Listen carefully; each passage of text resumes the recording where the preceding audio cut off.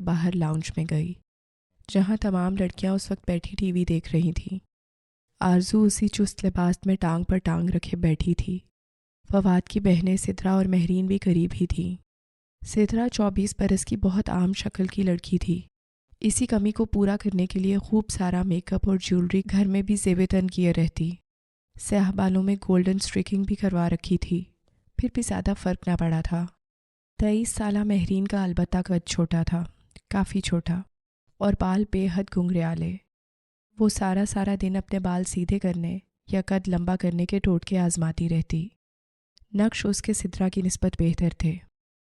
فضا چچی کی ندا اور سامیہ میں سے ندا بڑی تھی اور سامیہ چھوٹی، مگر سامیہ اپنے بے حد لمبے قد کے باعث بڑی لگتی تھی۔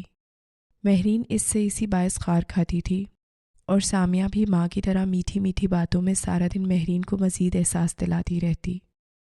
ندا کی شکل ذرا اچھی تھی، سانولی رنگت پر بڑی بڑی آنکھیں اسے قدرے ممتاز بناتی تھیں، اور تبھی آرزو اس کو ناپسند کرتی تھی۔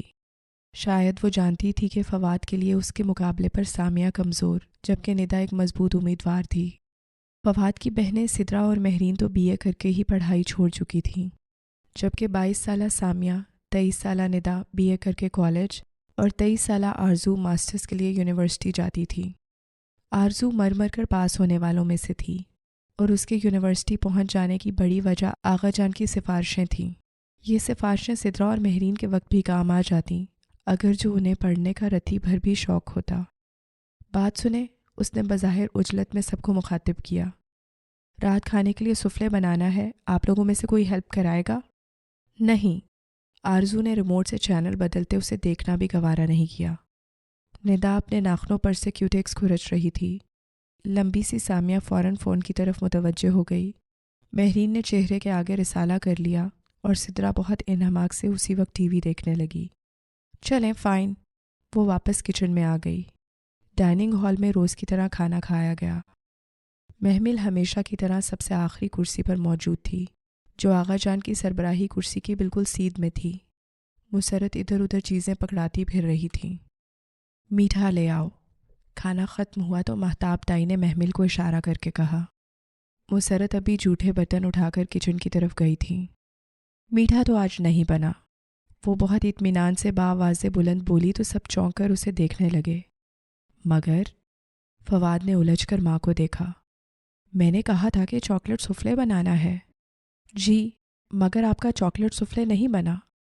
محمل، یہ کیا بدتمیزی ہے؟ تائی اماں نے گھرکا۔ بدتمیزی؟ فواد بھائی، آپ یہ کھانے کی ڈشز گنیں۔ بریانی، مٹر قیمہ، اروی گوشت، آلو، کباب، سلاد، رائتا، ذرا گن کر دیکھیں۔ یہ سب اماں نے اکیلے بنایا ہے۔ میرے ایگزامز ہو رہے ہیں، میرے پاس وقت نہیں تھا کہ بناتی، اور آپ کی ان بہنوں سے کہا بھی کہ فواد بھائی کے لیے سفلے بنانا ہے، ہیلپ کروا دو، مگر سب نے انکار کر دیا۔ اب اتنا سب کرنا اور اوپر سے میٹھا بنانا ہمارے بس سے باہر تھا۔ سوری، میں کل بنا دوں گی، یا اگر میری ماں کی تھکن سے بڑھ کر آپ کو اپنا ٹیسٹ عزیز ہے تو میں انہیں کہہ دیتی ہوں۔ اماں، اماں، اس نے آواز لگائی، اور جہاں لڑکیاں بے چینی سے پہلو بدل رہی تھیں اور مہتاب تائی کچھ سخت سنانے ہی لگی تھی، وہ کہہ اٹھا۔ نہیں، اٹس اوکے، میں نے خیال نہیں کیا کہ تمہارے ایگزامز ہیں، اور ممی، اس نے ماں کو تنبیہی نگاہوں سے دیکھا، کچن کا کام صرف محمل اور مسرت چچی کی ذمہ داری نہیں ہے، ان ساری نوابزادیوں کو بھی کہا کریں، ہاتھ تو بٹا سکتی ہیں یہ۔ ہاں کرتی تو ہیں۔ ہاں ٹھیک ہے۔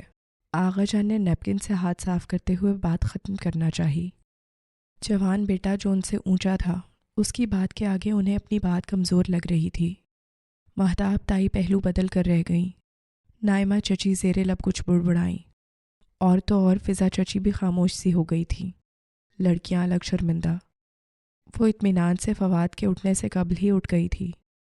مسرت کو برتن اٹھاتے پہلے تو علم بھی نہ ہو سکا کہ کیا ہوا ہے، اور جب ہوا تو معافی تلافی کرنے لگی۔